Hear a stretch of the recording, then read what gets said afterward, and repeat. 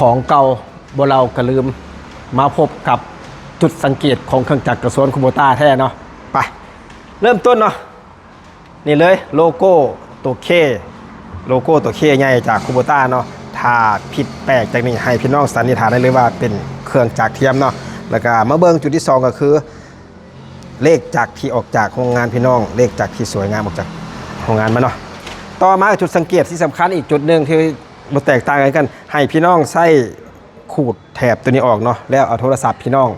มาจี้บังเลยสามารถกดสอบเนาะได้เลยว่าเป็นของแท้หรือของเทียมมาพร้อมกันเลยสติกเกอร์รับประกัน3ปีเต็มพี่น้องสติกเกอร์รับประกันคุณภาพ3ปีเต็มได้พี่น้องเด้อพร้อมด้วยโลโก้คูโบต้าเนาะที่อยู่ทั้งด้านนอกแล้วก็อยู่ทั้งด้านในนอกนั้น